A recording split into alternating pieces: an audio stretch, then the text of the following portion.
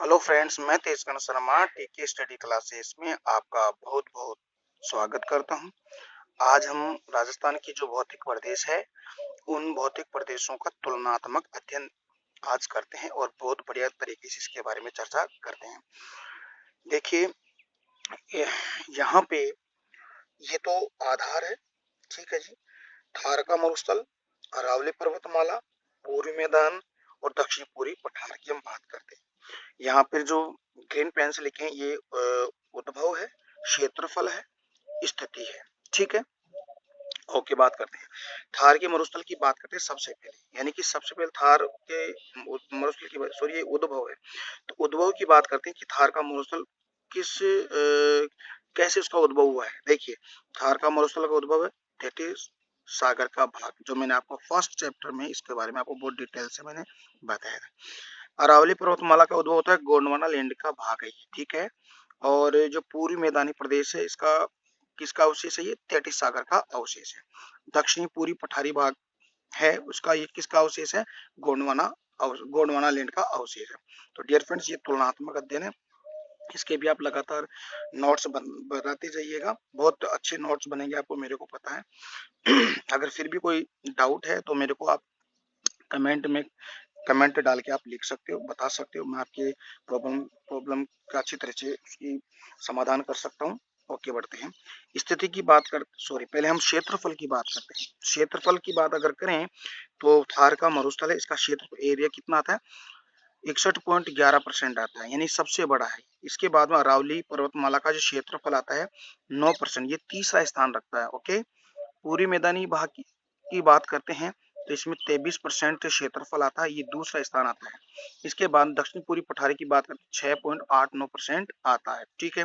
तो देखिए, पहला स्थान आपका सबसे बड़ा कौन सा है, थार का मरुस्थल। इसके बाद में कौन सा आएगा, पूर्वी मैदानी भाग। तीसरे स्थान पे आपका अरावली पर्वतमाला और चौथे स्थान पे आपका कौन सा, दक्षिण पूर्वी पठारी सबसे छोटा है। तो इसको भी आप अच्छी तरीके से याद कर लीजिए। हम अगर स्थिति की बात करते हैं इसमें कितने जिले आते हैं, तो डियर फ्रेंड्स इसमें देखिए सबसे पहले बात करते हैं स्थिति की, यानी कि कौन कितने जिले आते हैं।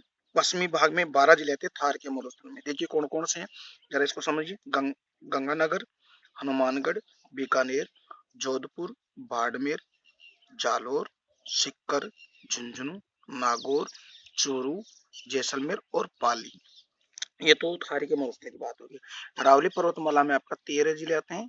13 कौन कौन से जिले हैं, देखिए सिरोही, उदयपुर, राजसमंद, अजमेर, नागौर, सीकर, झुंझुनू, अलवर, जयपुर, चित्तौड़गढ़, भीलवाड़ा, प्रतापगढ़ और अलवर। ओके, इसके बाद में आपका था पूर्वी मैदान। पूर्वी मैदान में आएगा कि आपके 10 जिले। इसके अलावा जो 10 जिले हैं, आप जो पूर्वी मैदानी वाला जो भाग है उसमें जो पार्ट है उसमें आप जाके देख सकते हैं, लेकिन मैं यहाँ पर सिर्फ 7 ही जिले मेंशन कर रखा हूँ, तो आप जरूर देख लीजिए।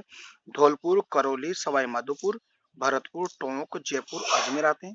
इसके बाद में आपका 4 जिले आते हैं दक्षिण पूर्वी पठार में आते हैं, कोटा, बूंदी, बारा, झालावाड़। इसको हम हाड़ौती का मैदान भी हम हाड़ौती के जो आने वाले 4 जिले हैं ये। नेक्स्ट बात आती है जनसंख्या की बात। देखिए, थार के मरुस्थल में 40% जनसंख्या निवास करती है, ये जो सर्वाधिक है। इसके बाद में आपका आता है अरावली पर्वतमाला, इसमें 10% जनसंख्या है, ये सबसे कम है। दूसरा, हम पूर्वी मैदानी भाग की बात करें तो यहाँ पे 39% जनसंख्या निवास करती है, और दक्षिणी पूर्वी पठारी भाग है उसमें 11% जनसंख्या निवास करती है। तो सर्वाधिक थार का मरुस्थल, द्वितीय स्थान आपका आता है पूर्वी मैदानी भाग का, थर्ड नंबर आपका आता है दक्षिण पूर्वी पठारी भाग, और सबसे कम आपकी अरावली पर्वतमाला है। उस अरावली पर्वतमाला का क्षेत्र इसमें सबसे कम जनसंख्या निवास करती है। अगर हम उसकी क्लाइमेट की बात करते हैं, जलवायु की बात करते हैं, तो देखिए आपको थार के मरुस्थल की जलवायु आपको पता है शुष्क है और विषम भी है। ओके, इसके बाद में है अरावली पर्वतमाला, उपाद्र जलवायु है। इसके अलावा हम बात करेंगे पूरी मैदान की आपकी आर्द्र जलवायु।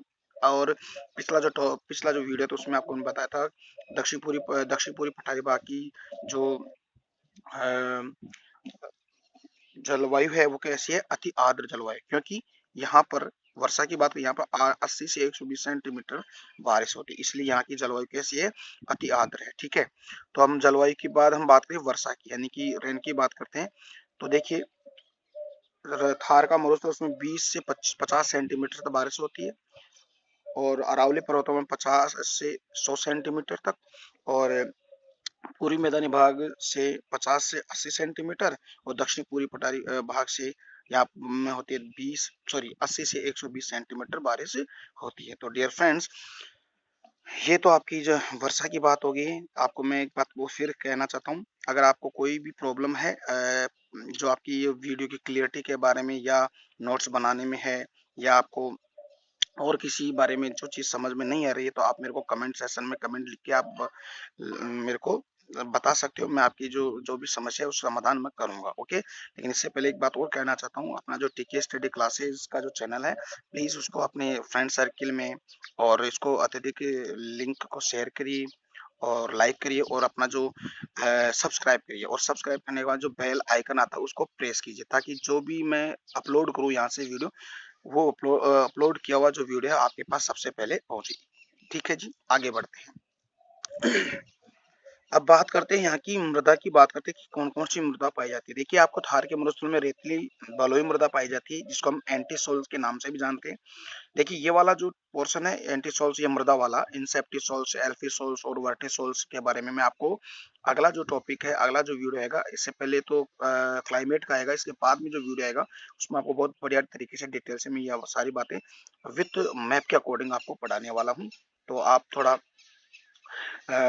ध्यान से पढ़िएगा इसको और थोड़ा वेट करिएगा।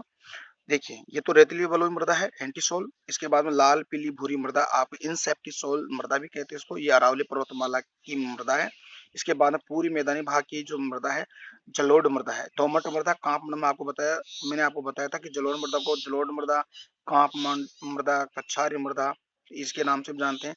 तो इसको हम एक अलग नाम दे रखे हैं, एल्फी सोल्स मृदा भी कहते हैं। इसके बाद दक्षिणी पूर्वी पठारी भाग की जो मृदा है, ये आपकी है काली लाल कच्छारी मृदा, इसको हम वर्टिसोल के नाम से भी जानते हैं। तो इनके अंदर देखिए कौन कौन सी फसल होती है, वनस्पति होती है, उसकी बात अपन कर लेते हैं। देखिए, ये फसल वनस्पति की बात करते हैं।